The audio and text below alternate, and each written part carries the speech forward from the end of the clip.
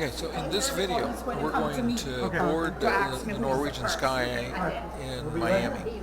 We've been in the terminal probably 10 minutes at this point. I edited out just a little bit that was not very good, and we have had our picture taken, our cards are in our hand. They've called for someone to help us with the wheelchair. We're getting ready to make a decision on that process. In today's video, we're going to take a quick look at the boarding process in the port of Miami as we board the Norwegian Sky.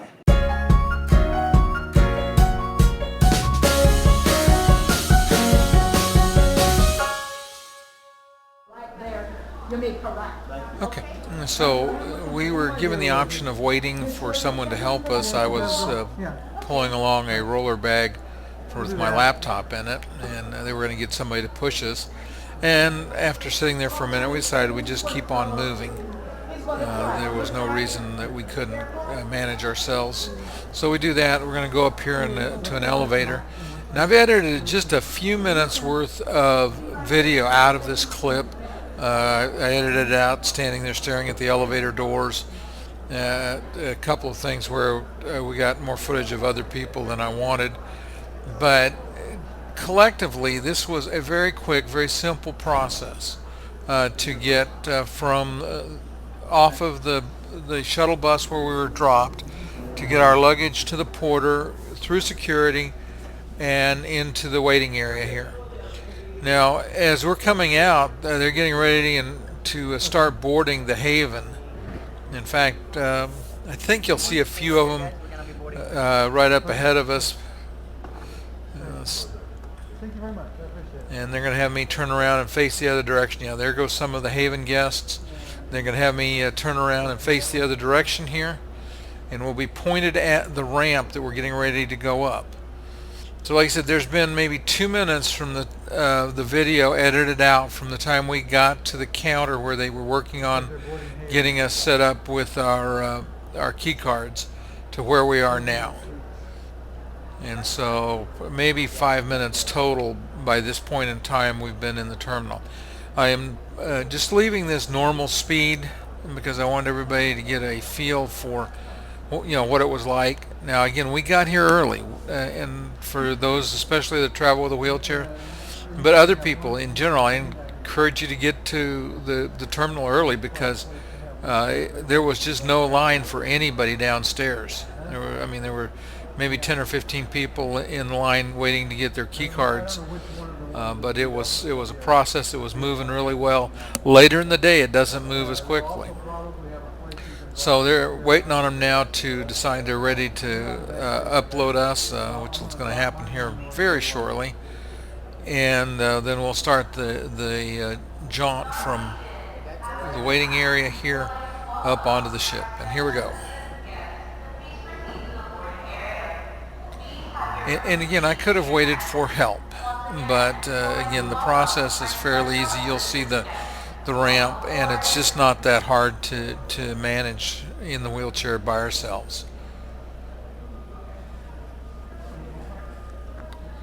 And you still see they're still boarding a few of the Haven guests ahead of us. We're headed up here to security, and we will go through and get our cards swiped so that we're officially on board.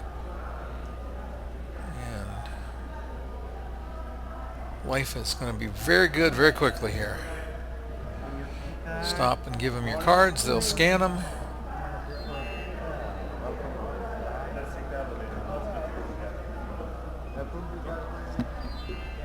Takes just a second for the scanning, and they had to do my wife's, and then they did mine, and now we're off. The way the terminal is set up in Miami, it's uphill a little bit to board, but it's not bad.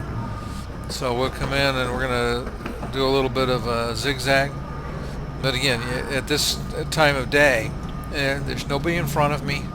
I could push as fast as I could push. I'm very fortunate my wife is not heavy at all, so it made it very easy to push her wheelchair and carry the 2 backpacks and the roller bag up the ramp.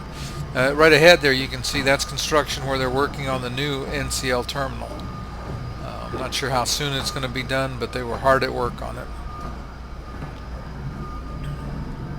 couple more little zigs here. We're going to go up and go right, and then we're going to be on the ship.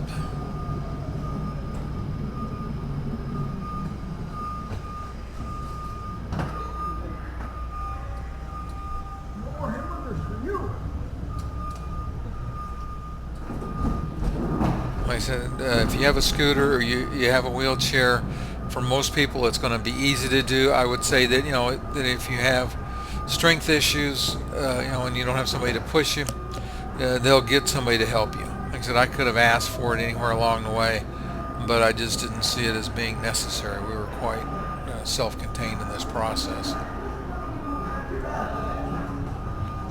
It's like a maze at Disneyland, but there's no line. It's just back and forth. You can see them taking wheelchairs off now to start helping guests that don't have their own chair to help them get up and on board the ship. One more little up and down right here.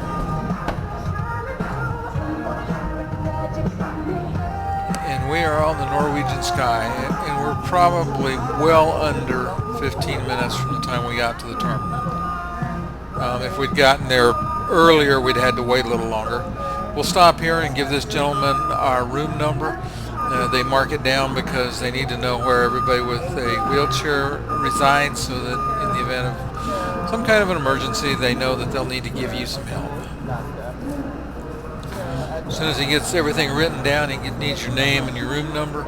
We're off to see the wizard. Well, maybe not. We're going to see the Warshy girl.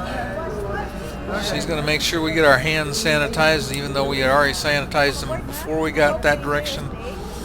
We get our hands sanitized. We're going to go up over one more pretty good little hump here. And we kind of stalled out, and he jumped up. He was going to help us. And I was like, I can get it. And now we're on board.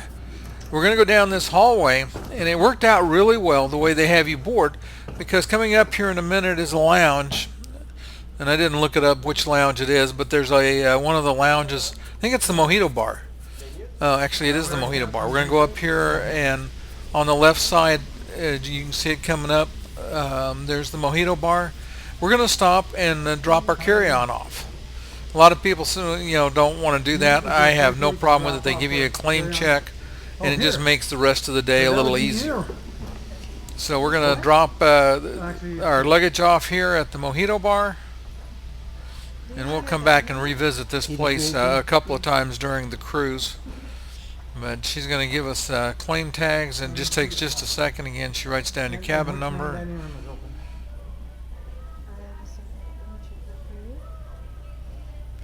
They had typically had live music in the Mojito Bar. Most nights, small. The band area is really small in here, so it was typically either an individual that played by himself, or like a duo would be in there. They just didn't have room for a full-size band. We did ask her where we could eat lunch, which dining room was open, and she gave us the information. We didn't pay really good attention to her because she gave us information that would have been useful if we'd have been listening really clearly. But we were anxious to get underway, so. Okay, all right, thanks. We're going to take off now. We're going to go past, coming up, we're going to go right by the Bliss Ultra Lounge, which will be over there on the left. You can see like straight ahead's the seating area, dance floor is there on the left. We're going to zig out to off the carpet and onto the harder surface, because the wheelchair rolls a lot easier. And we're headed down toward an elevator.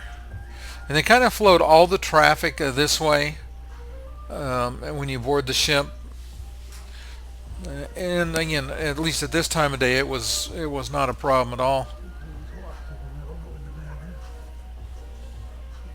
Except we're going to confuse the elevator operator here in just a minute. This time of day, they have people manning the elevator to help you get to where you wanted to go. Push the button for you. In our case, he thought we were going to go up to the buffet, which is where everybody usually goes, but our choice was different. We're actually going to go down, and we're going to go to the restaurant, the main dining room. It'll change. because one of the main dining rooms is always open on Norwegian cruise lines. So we're like, Yeah. we'll go down and enjoy dinner downstairs. And so we got the elevator. Really nice, these glass elevators, really nice atrium here. You'll get a view of it from the bottom in a minute. But we're going to go down and we're going to find out really quickly that we weren't paying attention when we talked to the lady that checked our bags.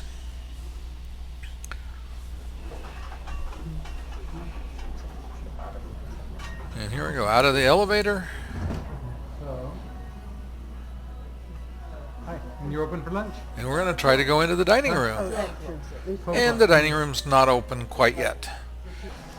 So since we couldn't eat dinner right now, or I should say eat lunch right now, we are going to take some video right here in the atrium area. It was just gorgeous. And get a good look up at the where the skylight's shining so bright the camera can't deal with it. And the decks that are open all the way around, looking down on the atrium area. We're going to do some exploring, and then we're going to come back and we're going to eat in just a few minutes. But for right now, we're going to take one last look at the atrium and wind this video up. Again, it was just absolutely stunningly beautiful. We enjoyed it so much.